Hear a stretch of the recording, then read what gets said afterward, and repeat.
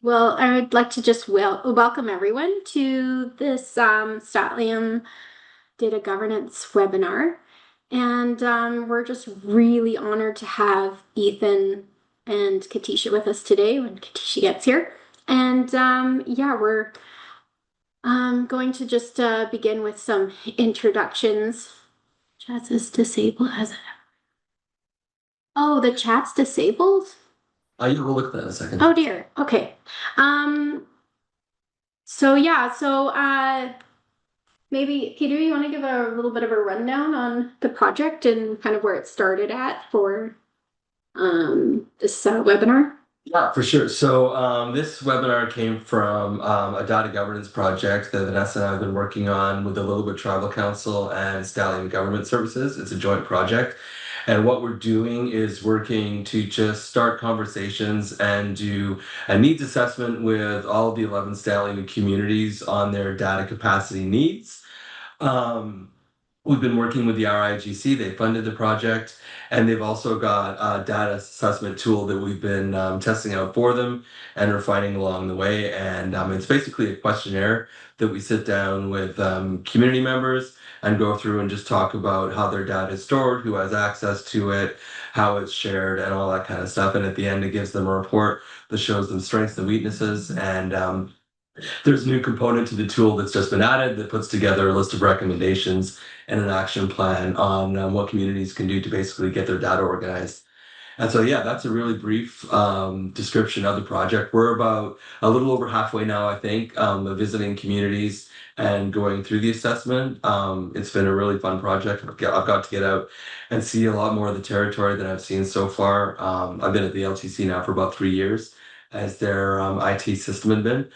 But yeah, that's the basic short version of our project. And as Vanessa said, really excited about the guests that we've got today. They've been doing some amazing work in this already, and it's really inspiring to me to see younger generation taking on this work, especially at the level you guys are doing it at.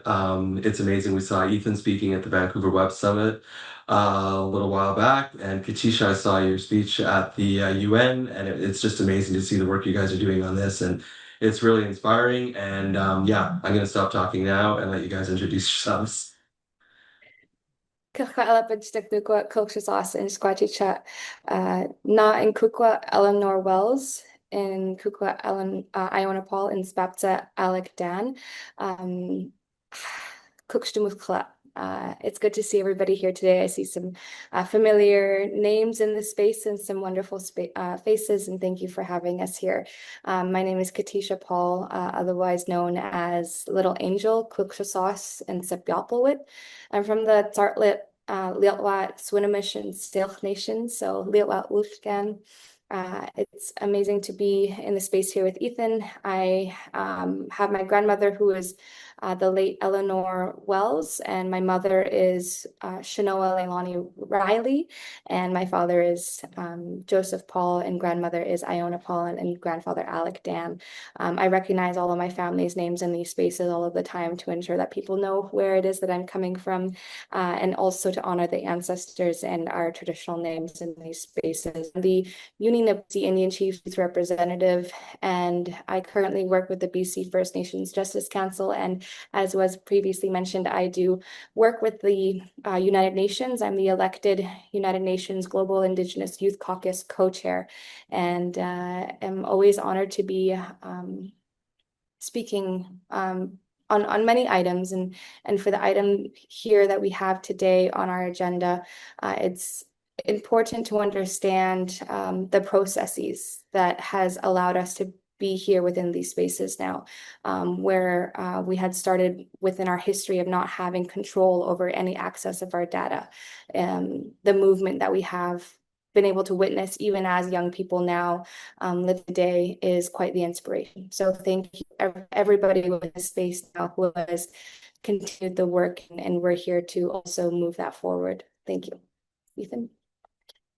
Thanks for having us. My name is Ethan Clark. I'm a Coast Salish, Sklallam, and Chewits, and Douglas Treaty descendant. So born and raised in Vancouver and Vancouver Island in my community of Chiana. Happy to be here to discuss, the technology that upholds data governance and data sovereignty, and I find it to be one of the very overlooked topics as the conversation around data sovereignty becomes more popularized in our spaces. And so, one of my missions over the past 3 or 4 years now has really been around um, creating systems in which our people can start to collect our data, analyze our data, manage and govern our data, and actually mobilize our data in different industries that are, relevant to us, particularly, natural resources, energy, ecosystems, and other sort of similar areas, and really finding that bridge between those sort of large industries and the emerging technology space. Thank you. Yes, thank you so much for joining with us here. And we're really excited to hear all that you're working on. And so just a quick one here to talk with Katisha here about what you've been working on and roles that data governance has played in the different organizations that you've worked with.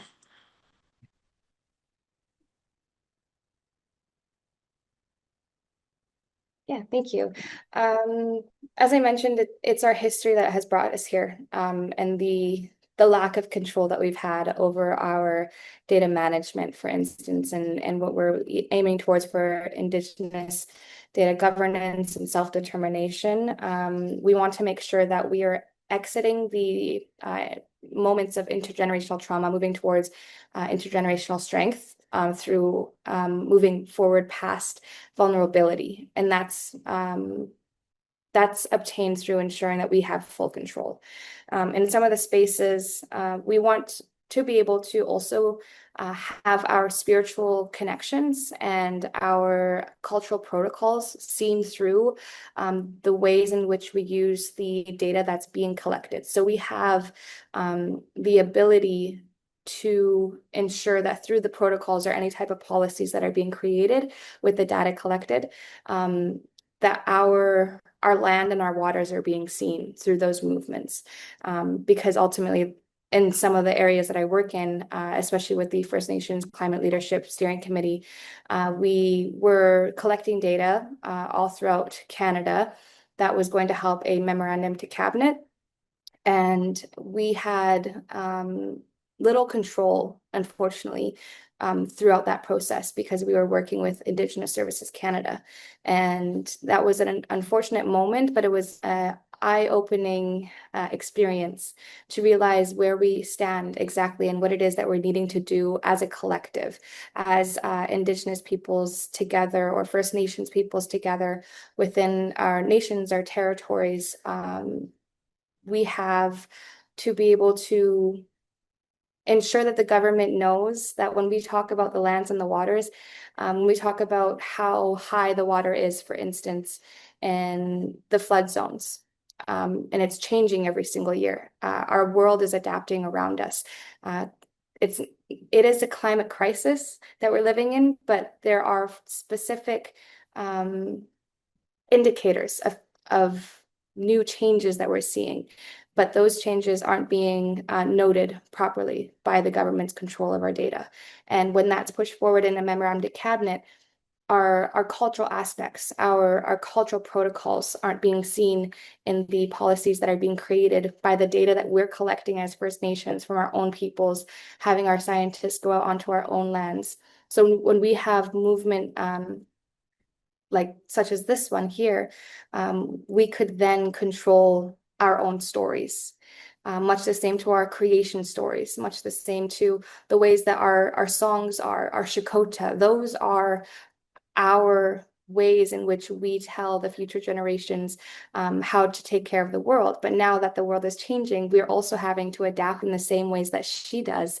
And that means that we get to go out onto the lands, look at how, let's say, for instance, the Husham. The Husham berries are blooming at different times in the year now, and that part of that data could inform when our berry pickers go out and that's something that can't be seen or understood completely through government. Another area that I was looking into, and this is more of the work that I do with the BC First Nations Justice Council, and I'm a policy analyst there since September. But we are holding one of the files for the MMIWG2S+, and we're looking currently into 3 of our strategies from the 15 strategies that we've created after 17 regional engagements and 3 virtual engagements. So the 3 that we're focusing on right now are the crisis management, man camps, and legislation and policy as it relates to the 2. What we're finding is right now, for instance, our women are 6.5 times more likely to go missing than non-Indigenous women. But that's along with the homicide rates haven't been collected. That data hasn't been collected or noted or used or controlled by First Nations peoples only starting since 2014. And that's damaging for us because we all know as Kwamoshleni, as women of the land, every single one of us know of a sister, a mother, an auntie, or a grandmother who has been killed or has gone missing or injured through gender-based violence. But because the non-Indigenous peoples haven't had respect for our women, that data hasn't been used properly. It hasn't been stored in the areas that it needs to in order to inform and educate people on proper training against gender-based violence, against women's harm. And we're calling on now for full control and access of all of the data pertaining to the MMIWG2S+ peoples. And that will also help with the development of our crisis response plans. And the crisis response plans are vital. Whenever we hear of another sister or an auntie who goes missing, we have on the grounds peoples who know exactly what to do because of the data that was originally collected in cases prior. So for instance, with the Picton case and the RCMP claiming or threatening that they were going to get rid of the data that was collected and stored in their repositories, rather than giving that back to our nations, we have the right, we have the full right because we are self-determining. And of course, Statliam Strong, we have always had our right to the land, right to our women, right to our waters and our children. And that won't be taken away from us. This is just an area in which, as I mentioned earlier, this is the area where we are learning to adapt in the same ways that our water adapts, in the same ways that our berries adapt. We just have to be here to be the ones to witness the movements and move along with her. And that means that we have to learn. We have to open our eyes to the ability to new opportunities for training and education in these areas. And I thank everybody for being with this space to have an open heart and an open mind to a new world on how it is that we can control and access and move forward. So thank you. Yeah, thank you, Katisha. That's like a great, some really great examples of data and how important it is, really, not just to like as a whole, but as individuals as well. And I appreciate your advocacy for that and standing up to just kind of bring that to the forefront, all of that information. So yeah. Also, too, I forgot to mention at the beginning that we were doing a draw, just to interject something really quick here. If people would like to be a part of the draw, just put your email into the chat. I think the chat's working now. So if you could put your emails in there, we'll do a draw at the end. Sorry to just interject that because I missed that at the beginning. But back on topic again, because this is a really important topic, and I appreciate that you brought up all those areas that are important to be talking about, especially in the younger generation. They're, you're the voices of the present and tomorrow, and the voices of the ancestors as well, and advocating for the rights of your people. Did you have something you want to say to that? No. Oh, nothing to add to that. Oh, it was fantastic. It was fantastic. Absolutely. So, but yeah, so does anyone have any other questions for Katisha?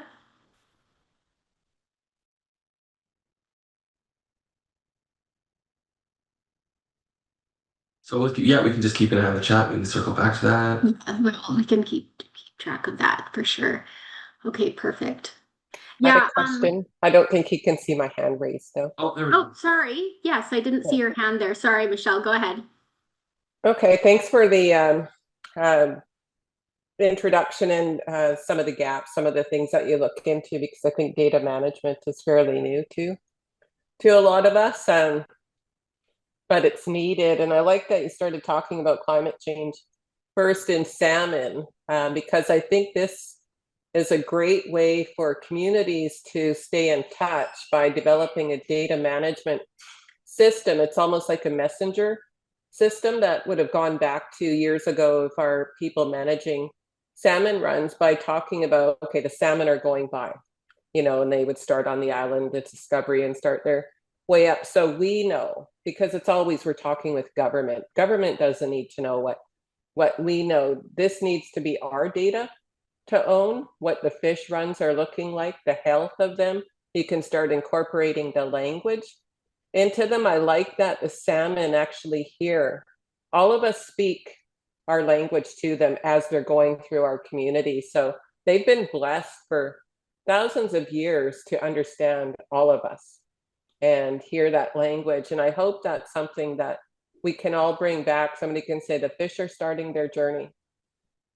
And every community they go by, they go out and they welcome them in their language so that the fish start hearing this again. But I'm hoping that some type of system could be developed. And like, I'm not the developer of this. I just think it needs to be done. And if that's something that, people can put their mind to, really appreciate that for the salmon. Crookston. Katisha, thank you so much for that comment. It reminded me too of an instance where our people had seen our salmon struggling because of the low river. And one by one, they were throwing the salmon up the river to help our relatives find their way through the streams. Somebody from the province somehow ended up finding about this process and had alerted them. And soon afterwards, people from the province had gone down, or from fisheries, DFO, whatever, had gone down and told them that they couldn't do that anymore because they were giving more harm to our salmon relatives than what we had intended on. So nobody was allowed to help them back up the stream that year. But then in the next year, what had happened was our salmon somehow ended up learning how to fly. And they had helicopters go and swoop down with buckets of salmon and bring them up the river. And they said that that was their idea. They had stolen that idea from us without allowing us to be fully enveloped within the development process of that new written policy that was in place, which was actually just a practice of ours to help them because we had seen the issue and we had found the solution immediately. And also to your point, but the salmon being able to hear us, the trees as well. The trees actually tell a story of colonization. So when our scientists go in and they go and look at the particular snags that are cut out from the trees, it will tell you when each of the individual fires have happened. So when we do our controlled burns, the trees have that indication of those controlled burns. But when we were forced to stop those controlled burns, there was larger fires. They were more damaging to our forests and our trees. They told us what was happening. We'll go in now and we see them. And now that the policy has been changed and the province has allowed us to be able to go and do our controlled burns again, our trees are happier. There's less fires in certain areas, except with those that are with the more condensed forestry due to the increase of planting and where it's unnecessary. But all that to say, our relatives are listening to us. And they're also speaking to us as well. We just have to listen. And that's more of the work that we're doing on the side of the First Nations Leadership Council and the First Nations Climate Leadership Agenda Steering Committee, when we were sending that memorandum to Cabinet, is figuring out how we can better witness the work of the land and the waters and the airs, what data was needed to be collected, so that way we could not control and not fight against climate change, but simply adapt in the ways that we needed to. So thank you so much for your comment, Michelle.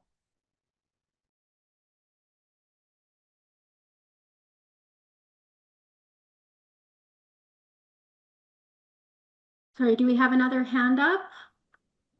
Yep, Okay. that's me, Roger John Chilatmach. Kukshnuk, Ethan and Katisha, for your words. Good to see young people out there doing the battle and doing the fight on multiple fronts. I'm Chilatmach. I'm from Chilath. Those of you that know my troublemaking brothers, Gary John and Darwin John, I learned most of my troublemaking ways from them. But I learned not to get caught. So, yeah, so I've completed my dissertation at UBC not that long ago, and I was talking to knowledge keepers about our well-being as Ukhumiyat, as Indigenous people. And it came up naturally, organically, I guess is the English word, but they often spoke about the importance of staying connected to the land, the importance of maintaining our relationships to the land every day, that it's not just a sometimes thing. It's when we step outside the door, it's when we wake up in the morning, it's when we feel the sun, it's when we breathe the air. It's all the time. And one knowledge keeper said, well, when we forget those things, as a Ukhumiyot, it's trouble.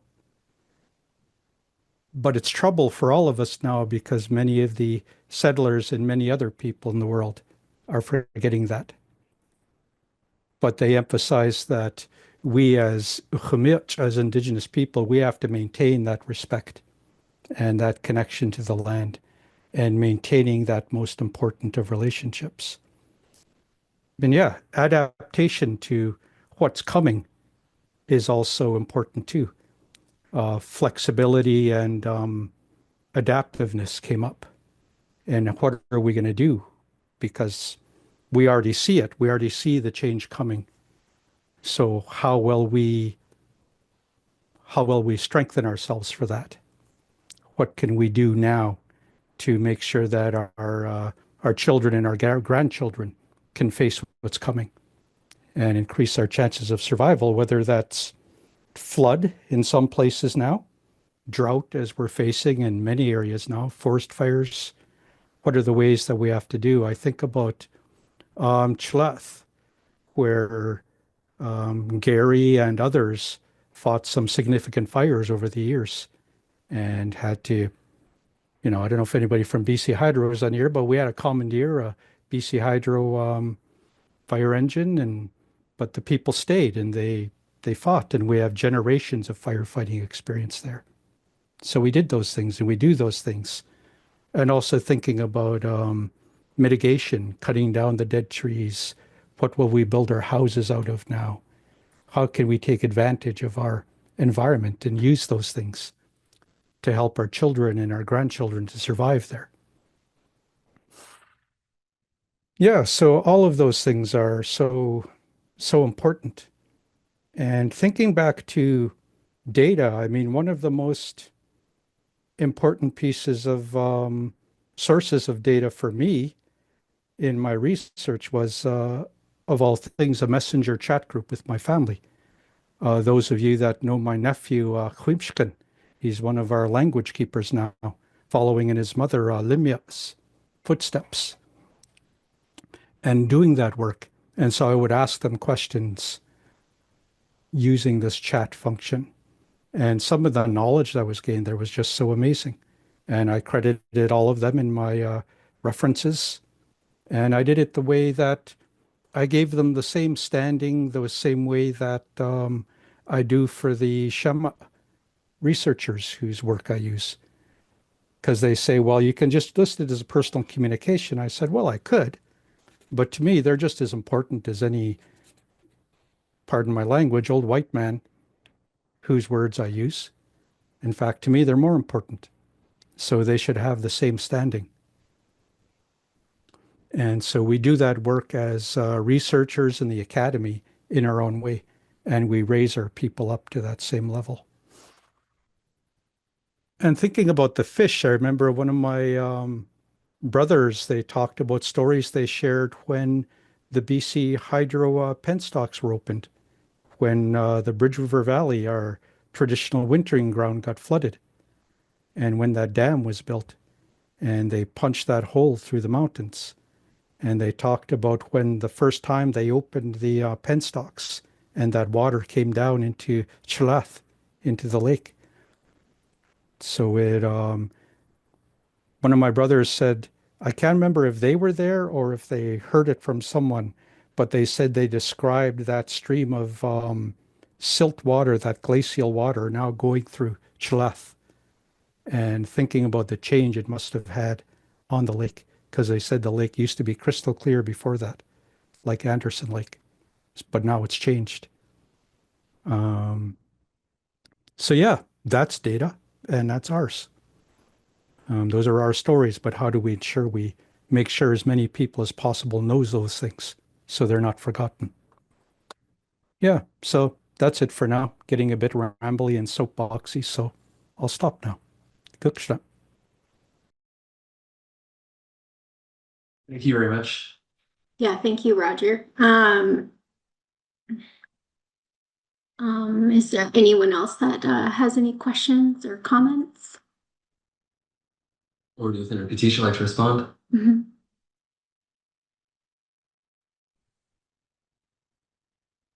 Thank you so much for those stories of yours, and what a great example to ensure that a reminder that our traditional knowledge is not only sacred knowledge to be passed along through our oral histories, it's a living embodiment of who we are. Every single time that we breathe, we're passing along that information to the next generations, and we are as Homoch, Misdimoch, as Uchumiuch, as storytellers, we are also applied scientists. And that's what's exciting about this line of work. I actually run into somebody now. I apologize to them now for not remembering who this was, but they had actually in their dissertation had the trees, the cedar tree, as one of their co-authors, and had put that through and was accepted. But it just is a reminder to us of where that knowledge stands. And to your last point about the control, I also want to say that we also have to do everything that we can to protect, because our knowledge is sacred. And we come from a long history of colonization that has forced us into these spaces in which we have to always have our guard up. But there's also a new alignment of understanding that we are self-determining and we are self-governing. But that means as well that we still have to protect our knowledge. There are many stories that I've heard from our knowledge keepers and our elders and those who have passed now, who are our ancestors. And the message remains the same. Our stories and our lands and our waters are ours. Our salmon, our relatives, our eagles, our bears are our relatives. We don't have control over them, but we have the responsibility to protect everything that they have for those next generations. And Ethan can speak more to this about how it is that we're capable of protecting that information as through data management. Thank you.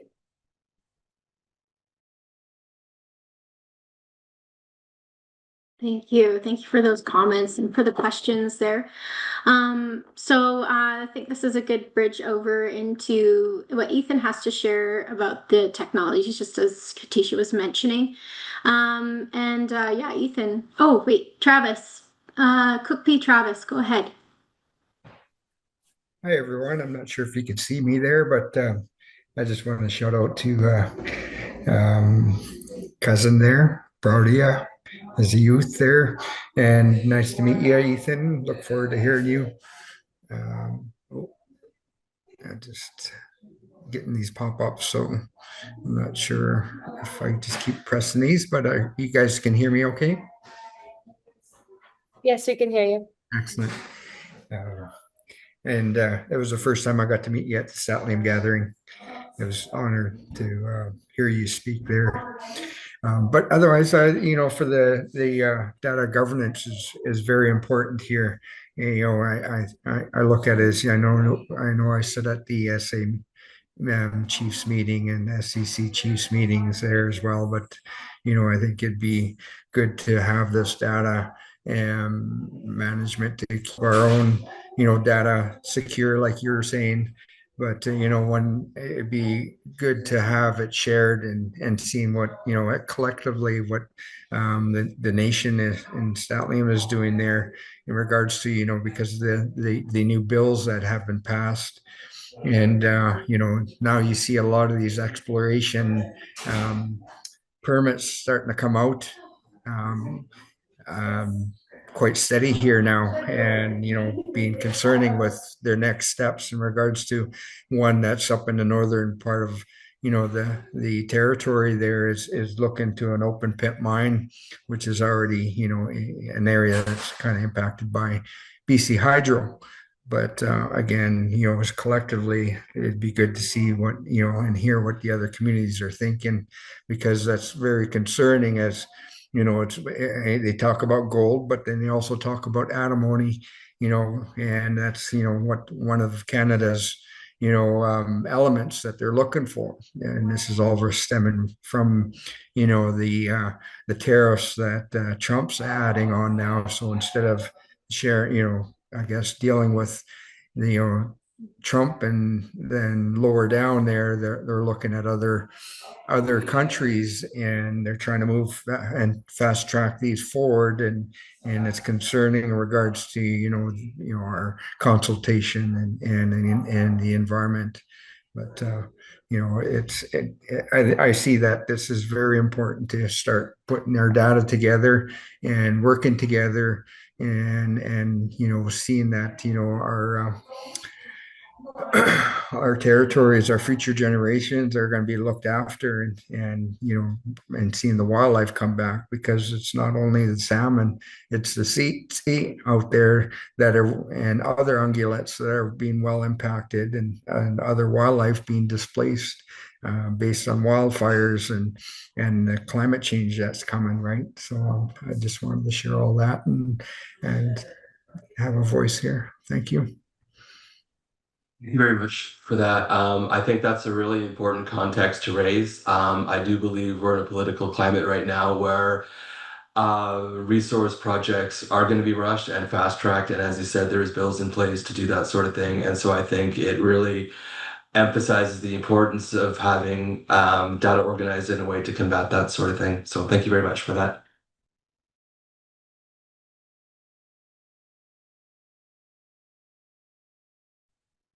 Do we have any other questions, or should we now throw to Ethan? Yeah. Great. And I think I did put together a bit of a presentation to introduce the topic that I'll be discussing, which is generally how technology can support data sovereignty, and just sort of the management, the governance, and the storage solutions for our data. And Vanessa, I'm just wondering if you were able to download it and share it here, and then I can just cue you when to move on to the next slides. Yes, for sure. I'm just pulling that up.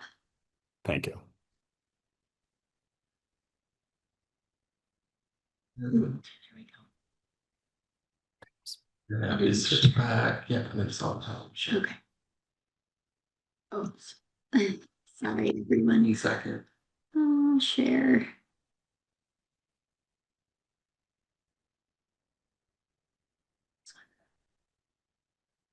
Okay.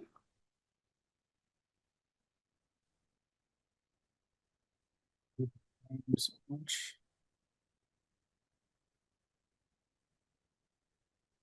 Or does everyone see my screen here, the presentation? Yes. Thank you. Perfect. So yeah, I just wanted to start off with a few questions just to sort of get the conversation going and maybe get a bit of an understanding as to the general consensus around data and data sovereignty. And so where I have built my career and my business over the past few years has really been on, again, like sort of the data governance, management, and storage technologies, particularly around decentralized data solutions. And so that's one where the actual users of the network, the people that are contributing data, are actually owning their own data and able to govern their own data, both amongst their community, but also supporting their own self-sovereignty as they navigate the internet and navigate their community and just generally yeah. So I guess just to get started, and I guess the way that we can do this, and I maybe I'll lean on you, Vanessa, for this, but uh, given how much time we have or we may have, we could just maybe pass the question to one person per question. But the first one I would say is just what do you think of when you hear data? What is your idea of data? And feel free to leave that answer in the chat as well if anybody has any thoughts on that.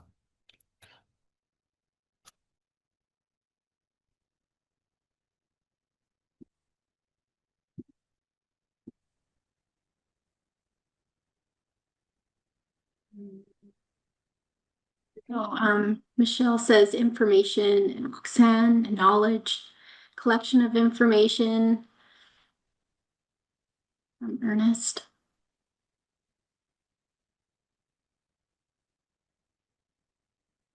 Amazing. And I guess to move on to the second question, where do you see technology functioning in First Nations data sovereignty?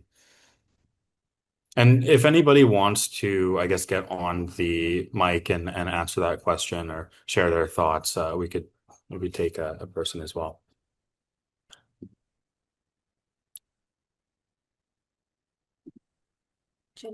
Jenny, well, Hi, wait, Jenny Allen Rinsquist, District House, District Edquist. I'm from Bonaparte and I'm working with the Kwapmuluk Restoration Stewardship Society. With your referral to the question, what do you think data stands for? I think it's qualitative and quantitative, and data is used to inform decision making and research projects. So it's really based on what type of data you're collecting and how it will be stored and managed to inform that decision making for our respective territories. thank you. Absolutely. And for the second question, if anybody wants to answer that via the microphone or even just in the chat. Yeah, for myself, Ethan, well, when I think about data, I mean, it's become such a big thing now. I mean, if you think about the stuff that we're putting in the chat today, that's our data. If you think about the stories that we're sharing, that's our data. When people use Facebook and they update their status, or that's data. It's become a very big,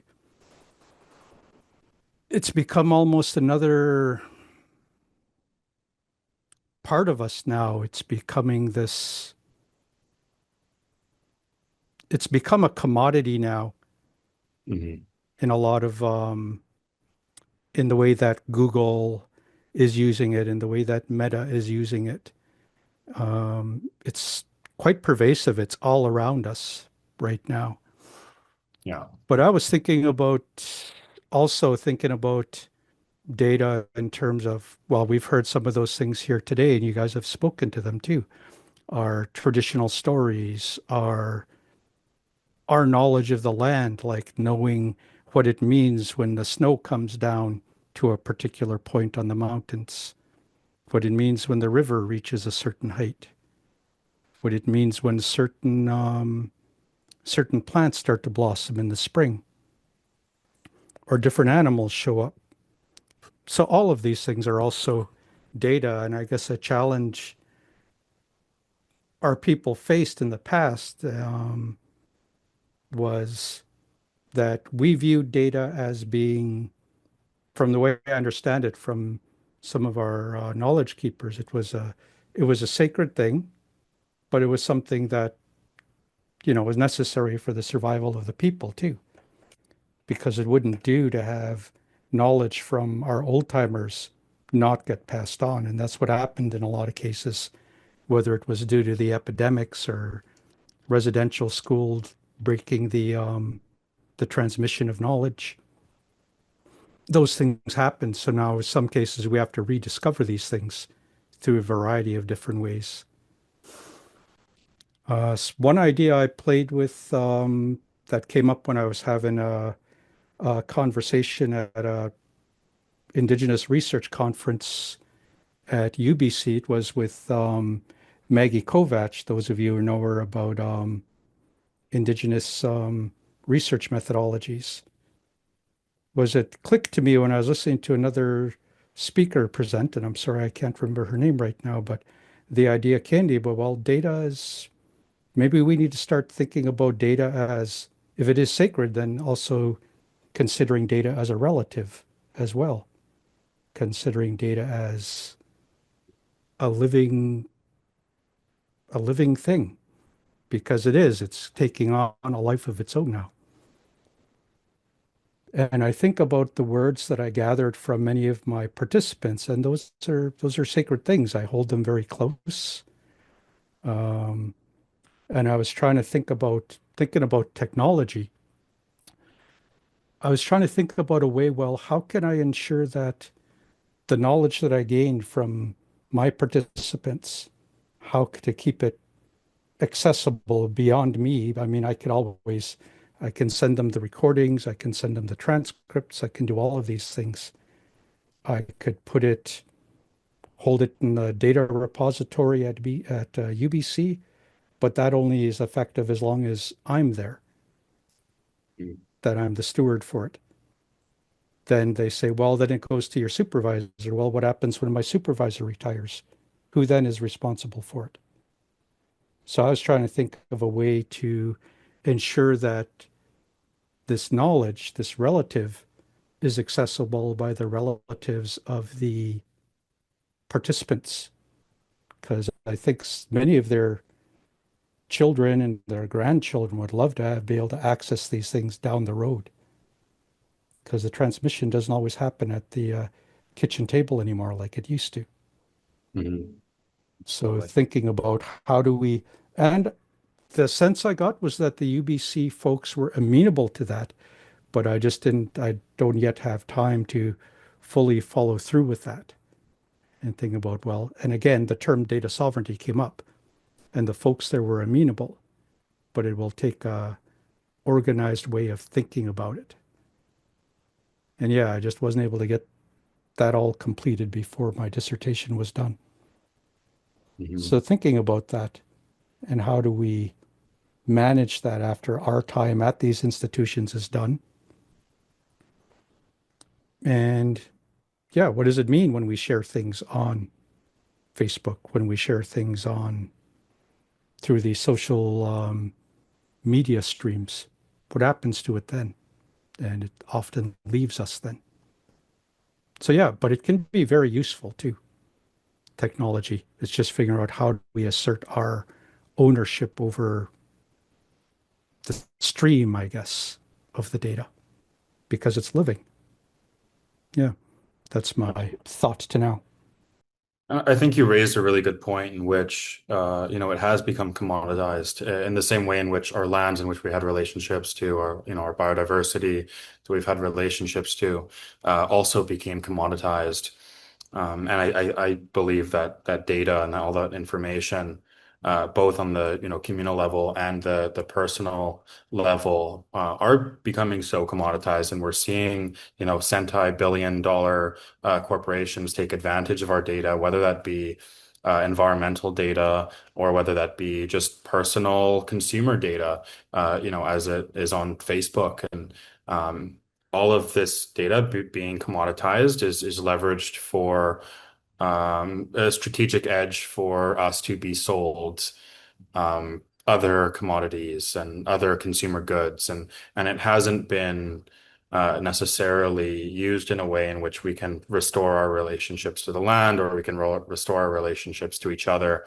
And I think that that's where we have an opportunity to start looking at technologies to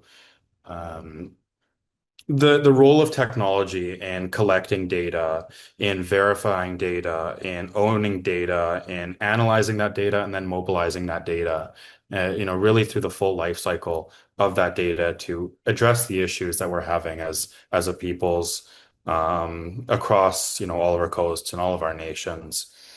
And doing that in a way in which, of course, when we talk about data, it's such a it can be a hard topic to cover, because we can think of these giant data centers that use mass amounts of water to process this data, to analyze this data, and this is really the conversation that I want to cover today, is how do we develop these technologies in a way that is sustainable, is accountable to our people, is owned by our people, and really follows a lot of the principles that we're seeing, whether that be through OCAP FAIR or CARE. And I think that also raises a good point in sort of the next question that I had around, in your day-to-day, where do you feel technology overreaches in accessing or using your data?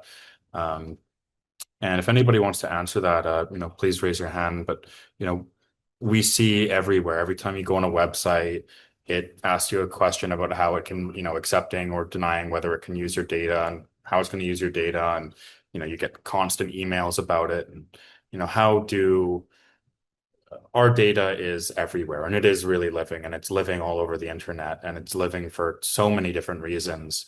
And we don't actually get to ever really understand the full scope of how our data is mobilized. So if anybody wants to raise maybe one area in which they felt technology overreaches in accessing their data, please feel free.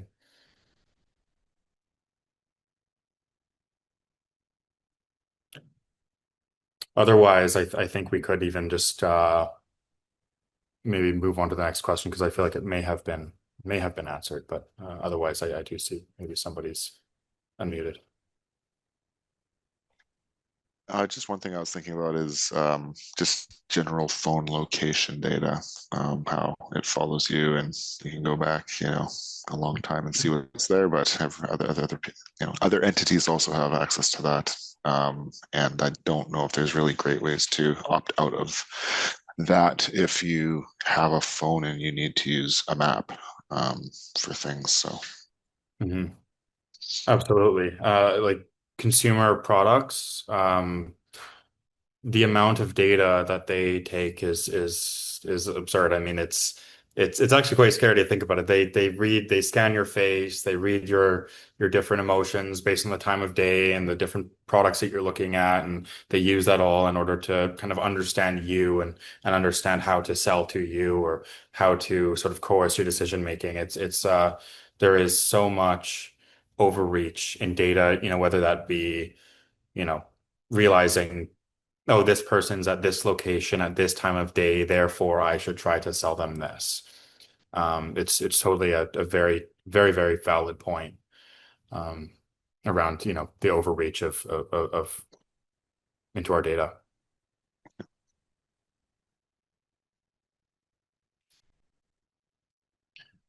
Otherwise, yeah, if anybody has maybe any comments or whatnot, or any ideas around how technology can be developed in order to sort of better support, First Nations data sovereignty, whether that be, at the individual level or the level of the nation itself. If there's any areas in which you've seen maybe a lack of proper data collection or verification or ownership or just general analysis or mobilization. It could be great to get that going before we sort of move into the next slide. Catwa Alab and Schnicknukwa, Sheena James and Squatchy Cha, Hoiston Muchan Stlatlium. Hello, everybody. My name is Sheena James. I'm from the community of Hoiston in the Stlatlium territory. I am in the final year of my Bachelor of Stlatlium Language Fluency that was offered through LTC, NVIT, and now UBC. And the thing that comes up for me, as I am an urban Indigenous community member, is it is very hard to access or even, I don't know, have the technology to share our traditional stories in the language, or have access to written stories or even videos that have been collected through the Stlatlium Language Authority and the Stlatlium Language Institute.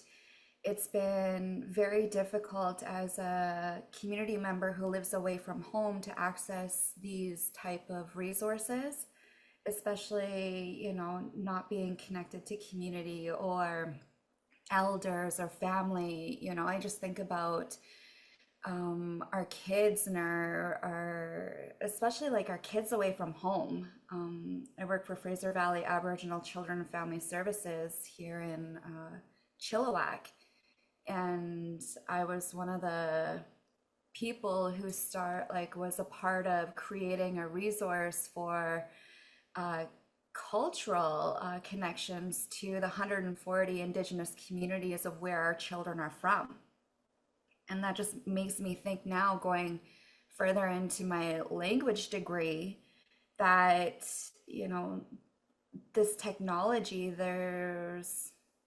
it can be so abundant, but I think a lot of our people are scared of it in a sense, especially with the use of AI and sharing our language and stories through over, the internet or all of that. So I feel like it's a touchy subject, but speaking from a community member who doesn't live in the community, this is huge. This is the only way that I can connect to pretty much our stories or this knowledge that, like people have mentioned, from our elders, that haven't been passed on. I think this is very important.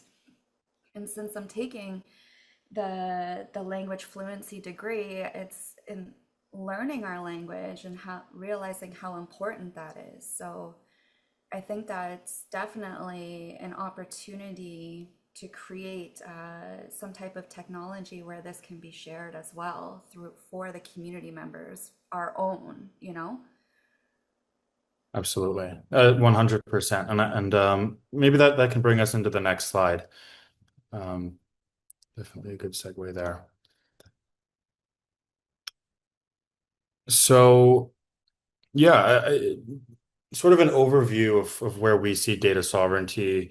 What is data? Data is information, it's numbers, it's images, it's stories, maps, recordings, health records, surveys, land use, language, archives, and more. This data is stored, whether that be in data centers at the technological level, but who has access to it? It's archives, ISC, other corporations, government research units, service providers, and sometimes our own First Nations, and sometimes our own people. It exists in many forms, whether that be digital files, written documents, or other. For First Nations peoples, data includes, cultural knowledge, genealogies, land practices, governance records, and community decisions, and of course, so much more. And it is a living reflection of who we are and how we make decisions and how we relate to the land and ourselves. And just to address the question, Roger, I will be sending this to Vanessa, or Vanessa, if that's to you guys.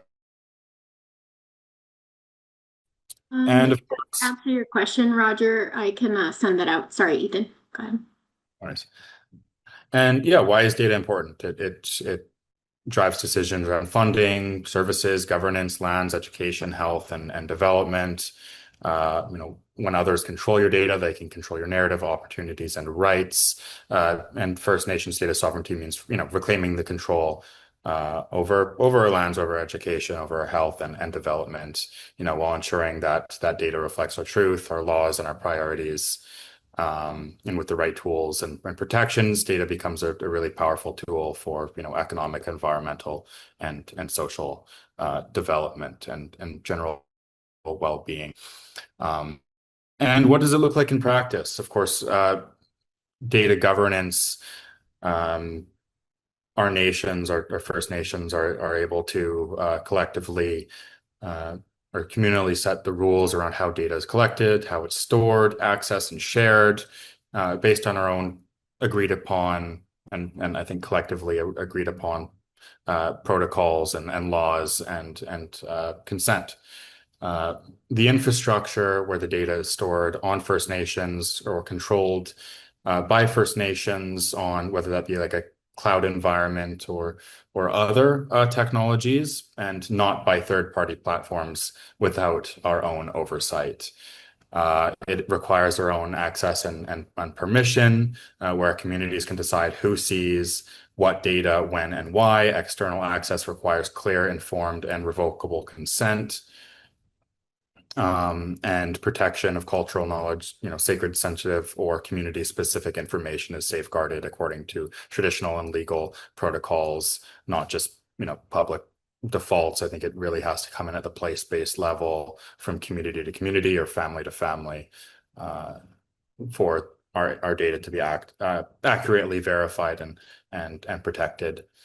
And its use in nation building, of course, to support self-government and land stewardship and language revitalization, programming, economic development, and just planning for the future. I think these are just some of the right off the top of my head, what I can think of why data sovereignty is important and what it looks like in practice. And we can move on to the next slide.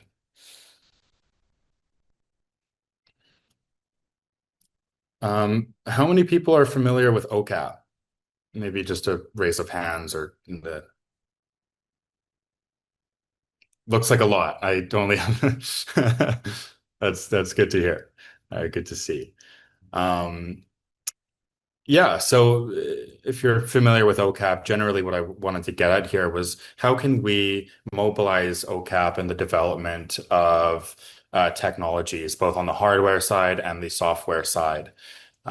So for ownership, the systems should be designed so that data is explicitly attributed to the community with clear metadata. Basically, that means the data in which describes the data, provenance, and legal frameworks that recognize the collective rights, not just individual user agreements, so that everybody has sort of collective ownership over the data that is relevant to them and their rights. For control, the platform should allow for customizable permissions and governance workflows, enabling the communities to oversee how data is collected, processed, and shared. This includes interfaces that support community review, approvals, and auditing mechanisms. So, that folks can actually see what data is there, approve the data to say, this is accurate, this is not accurate, sort of a community consensus mechanism. And then be able to see the entire lifetime of that system. So where it was approved, when, who's contributed that data, et cetera. And then access. Solutions should prioritize secure and equitable access, including the ability for communities to retrieve, search, and use their data without reliance on third parties. This may involve local hosting, offline functionality, and tailored user interfaces and experience. So again, ensuring that all of our people are able to access that, whether they're young or they're older, or they have access to technology or less access to technology, that they're able to actually properly access it, whether that be the design of the interface or access to a laptop or a cell phone or internet. I think that these are all very important pieces in ensuring. I know my own community we had didn't have cell towers or any internet access for a long time up until recently. And getting on the internet was expensive because we had to use roaming from the United States. I didn't know that until later, until I was handed a hefty bill and regretted that one. Nonetheless, I'm not going to go down that rabbit hole. And then possession. So the actual infrastructure should allow for First Nations and First Nations people to physically store the data on servers that they own or control, whether that be locally or through trusted Indigenous data centers or non-Indigenous data centers, so long as it ensures that the stewardship is not outsourced and that the technical sovereignty supports legal and cultural sovereignty. So this is where we'll kind of get into the next slides or in the later slides, but really get into what sort of storage solutions exist so that we can actually see the server in which our data is held at. So for some other sort of principles that are out there, there's the CARE principles that was developed by the Global Indigenous Data Alliance. Has anybody heard of these ones? Maybe by a show of hands. Good. So less, but still a few, and that's good to see. And so what does this mean again in technology? The collective benefit, the technology must be built to prioritize outcomes that serve the broader community, not just individual users or institutional goals.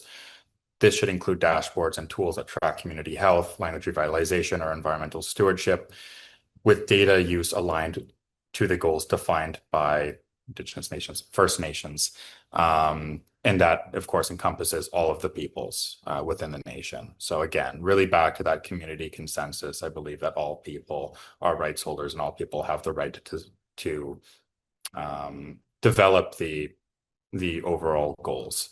And then authority to control. Systems should allow Indigenous nations to set governance rules over their data, regardless of who collects or hosts it. This includes customizable controls, policy management tools, and legal enforcement mechanisms that recognize Indigenous governance protocols and jurisdictions. And so again, we'll kind of get into the technology and how these different technologies out there can actually automate these processes and ensure that we are always held accountable to the collective rights of our people.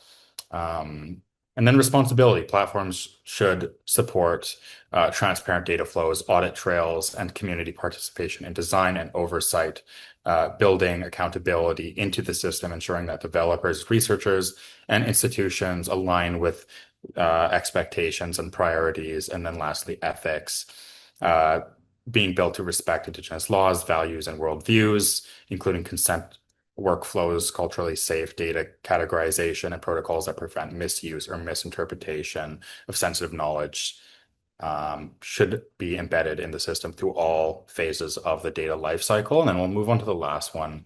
And if anybody's heard of this, again, let me know. This is the CARE principles. This was developed, sorry, the FAIR principles. This was actually developed for scientists. And it's one that I've only kind of recently heard of, but if anybody else has heard of it, maybe a show of hands. Cool.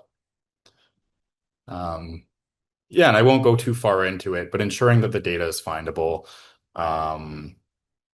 Just again, really back to the interface and the metadata, ensuring that we have people that are able, given the capacity to categorize this data and make it available to people, making sure again that it's accessible. Really back to our people being able to access the technology and use the technology. And then of course interoperable, so that we can host all sorts of files and work with all other sorts of data management networks.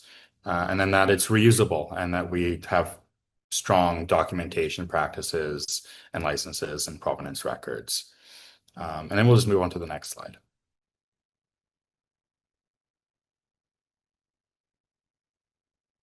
And then, yeah, comparing data storage approaches. So there's a variety of different data storage, and this is the actual physical computer in which your data is being processed on.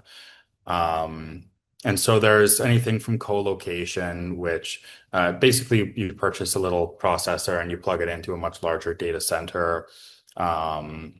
There are enterprise data centers, which are generally those very, very, very large data centers. There are the cloud data centers, which are generally hosted by third parties, edge data centers, which are smaller facilities.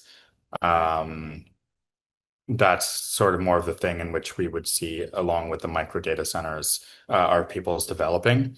And then the compact modular data centers, which are my personal favorite, in which they are just small, sort of prefabricated. Think of it like the size of a microwave, and you plug it into your wall and put in your different processors to store the different kinds of data and process different kinds of data. I personally like them because, of course, they're much more affordable. They don't require a ton of, human capacity or technical capacity in order to operate them. And of course, they are much more sort of future proof. And yes, absolutely. People are data centers too. That is a great comment. I'll make sure to add that one into the next. And then yeah, we can just move on to the next slide.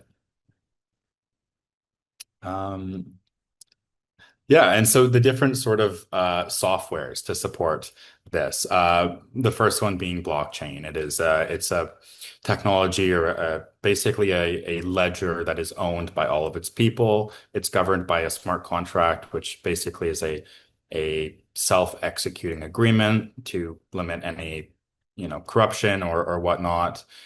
Some of its pros, it's high transparency, it's tamper-proof, very strong audit trails, but some of the issues that it has is certain networks, certain consensus mechanisms, which is the way in which the data is verified, can cause high energy consumption or scalability issues. But this is very much depending on the different kinds of verification process that you have.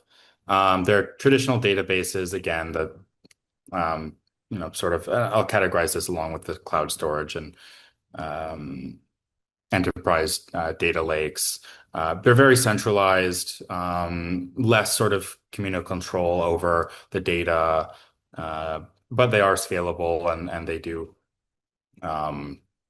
sort of support, I guess, at some level, data governance. And then lastly, I would say the federated data systems, which are, again, sort of distributed data systems. And I would say that they're more supportive of data sovereignty, along with the Web3 technologies, which I would say are still pretty early, but similar to blockchain, they are owned by the users. And this is kind of more where you go into the application layer. And so this is, some of the issues that we're talking about, collecting language information and collecting, maybe any sort of other data. This is where we can start building the application layers to actually support our people engaging with, distributed data or kind of more data sovereign technologies. And we'll just move on to the next slide. And so one example of how this could play out, you could have a compact modular data center to store records locally. You could utilize blockchain to verify the data and generate the consent tracking with immutable records. And then you could have a relational database to manage reporting and analytics dashboards to actually mobilize the data. And then we'll just move on to the next slide again. And then other jurisdictions to think of other considerations to think of. Where is the jurisdiction? So where is this data actually physically stored? Is it in a large data center? Is it within our own community? Is it in a neighboring town? Is it in our own country or another country? Governance, who decides access and permissions to the data? Training, what skills and supports will be needed in order to govern the data and manage the data and verify the data. And then how will it be funded and maintained over the long term? And then where does this align with the principles like OCAP, FAIR, and CARE, and other just community-based principles for data governance and data sovereignty? And then next. And if anybody has any questions, I know we're running up on time, but if anybody has any questions, please feel free to either put them in the chat and I can do my best to answer, or get on the mic and yeah. Michelle. Yeah, thank you for a more detailed explanation.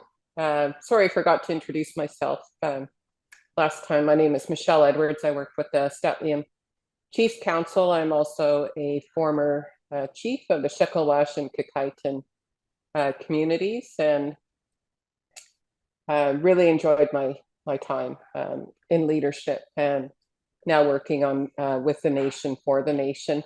One thing I wanted to bring up, because we keep talking about community data, is that somehow collectively, even at the nation level, we need to keep this information out of the INAC system, which sometimes means the band office, because they have different controls, different policies that really are there to break you down and divide you. So it would be nice if we were looking at a nation way of collecting information, probably like the elders would like to see. I think they often bring up that, we didn't use words about like conflict of interest and confidentiality, those types of things. And I think it depends on the data. I'm going to go more for collecting land data that looks at restoring the land's health, which will restore our health. And how do we develop a system like that? Like in the past, we maintained a data system. If you go into our cache pits and you look at some of the birch bark rolls, it's actually documenting what is in the cache pit.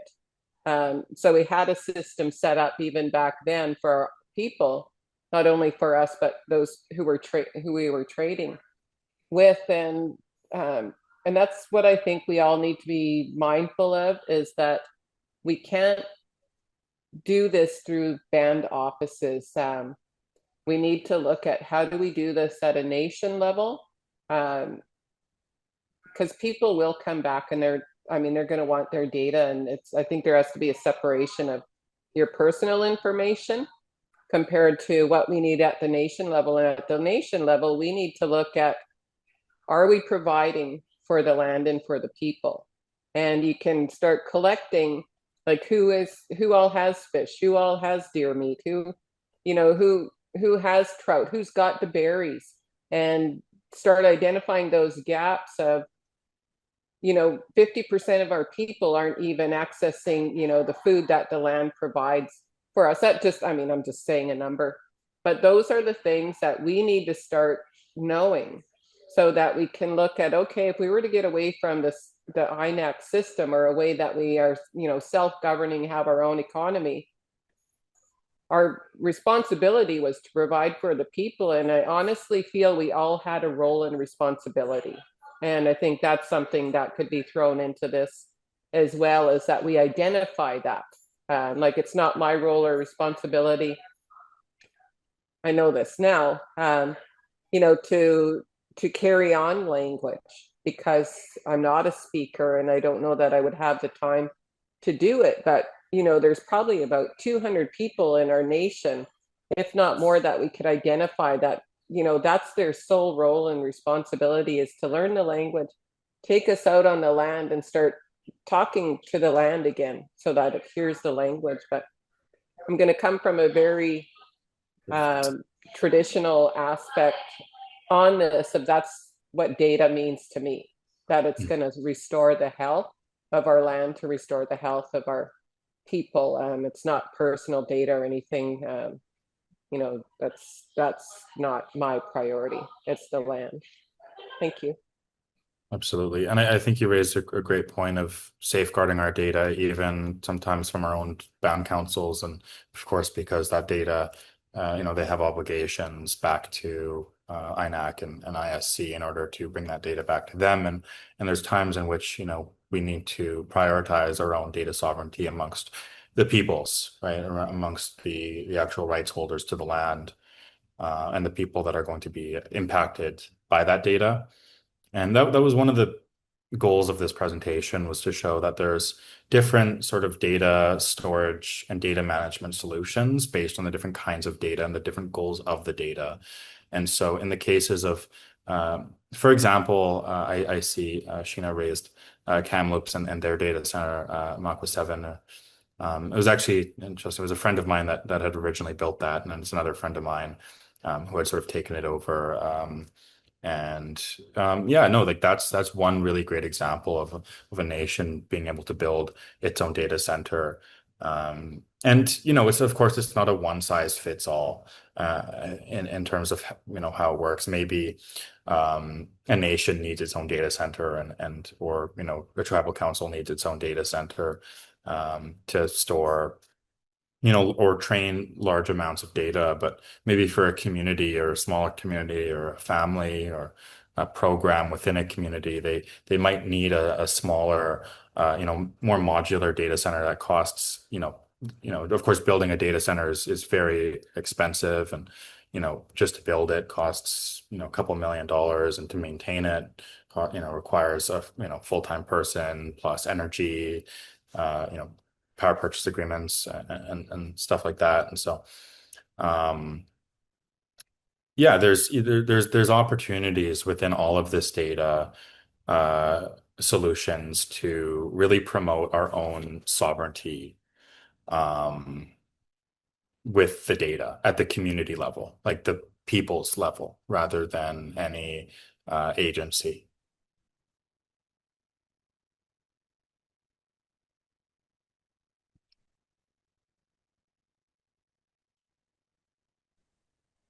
Yeah, thank you everyone for your comments and questions there. And if everyone's following the chat, there's some really great comments as well in the chat. And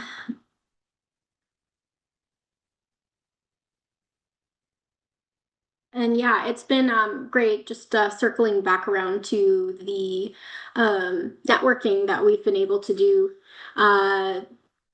Getting to know Ethan and Katisha as well. We've been in contact and networking with Mach 7 as well, and John Harrison there. And James kind of told us about Web Summit in the first place. And we've been able to make some really great connections, just circling back to the data project that we're working on here in Statlium, and how we can start developing,